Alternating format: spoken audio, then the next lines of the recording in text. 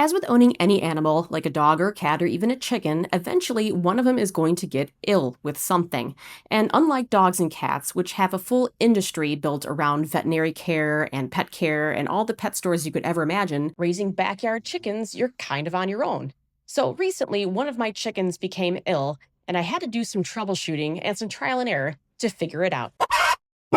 So I'm out here trying to do some gardening, and I noticed my girls looked like they were taking a dirt bath, but on a closer inspection, one of Bean's eyes is kind of like swollen shut.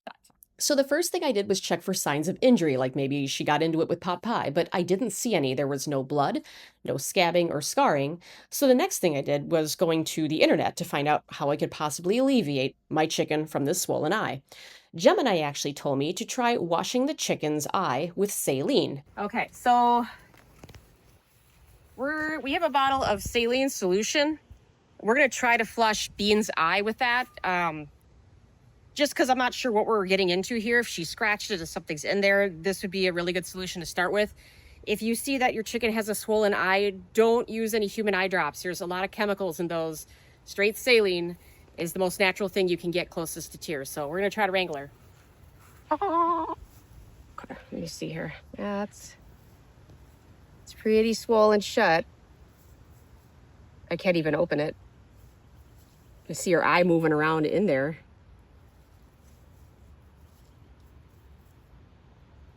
I know. How awful is this, huh? And I got a Q-tip here. This is the calmest she ever been. Nope, never mind. It's okay. I know. Okay, Bean, it's okay. I think that's all I can really do. I'm not even really getting inside the eye. It's just kind of dripping over it. We decided to give it a few hours and then check back to see if anything had improved. So I'm making dinner, and my daughter just came in to let me know that Bean's eye is back open. Let's take a look. I'm going to keep my distance because she's probably still traumatized. Oh, and look at that. Look at that. She keeps moving her head. Oh, look at that. I'm wondering if that saline didn't kind of soften the scab. And that kind of helped.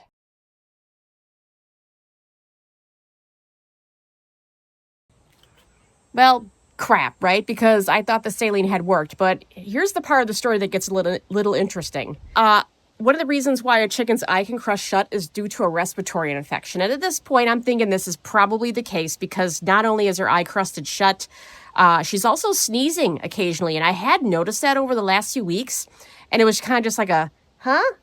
Oh, and you kind of shrug it off. But now I was thinking these have to be related. So I went back onto the internet, and they're saying, well, if it's a respiratory infection, the chicken needs antibiotics. Makes sense. I'll just go to the store and get some. Well, you really can't. I went to Fleet Farm, and they had all sorts of bovine antibiotics, but they do not have anything for birds. I called Tractor Supply Plus, and they didn't have anything. They didn't even know what I was talking about. So I took it to social media, and I asked anybody, where do you find antibiotics for chickens? And one lady piped up, hey, I'm in St. Paul. I actually have a small bottle of antibiotics left. If you want to come by and get it, you can have it. We agreed on $10 for a price. I drove to St. Paul, and here's what happened. Welp, I'm off to St. Paul to buy drugs.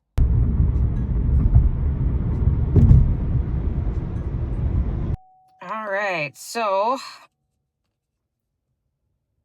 this is the antibiotics I got. It's called Enrofloxacin for the treatment of bacterial infections of the respiratory system. And it has pictured birds on it. And then I also got a syringe.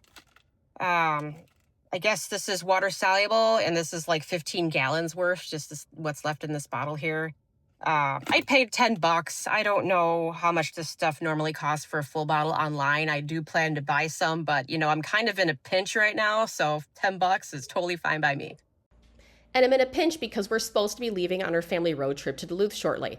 So this is us cleaning the water font. I don't actually have enough of that medicine to fill my 3-gallon font to the brim and provide the proper ratio of medicine. So this is us trying to eyeball 2 gallons in a 3-gallon font.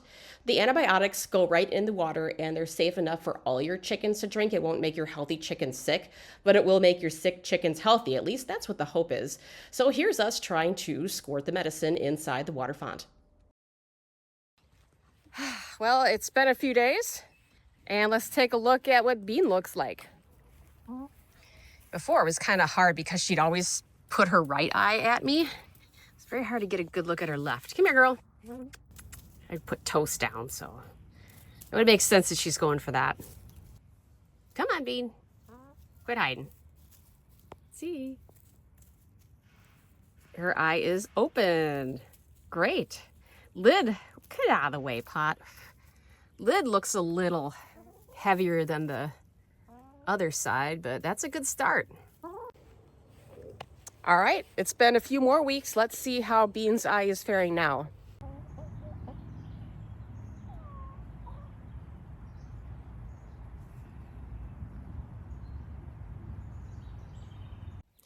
So the good news is that the eye is no longer crusted shut. It hasn't been crusted shut for weeks.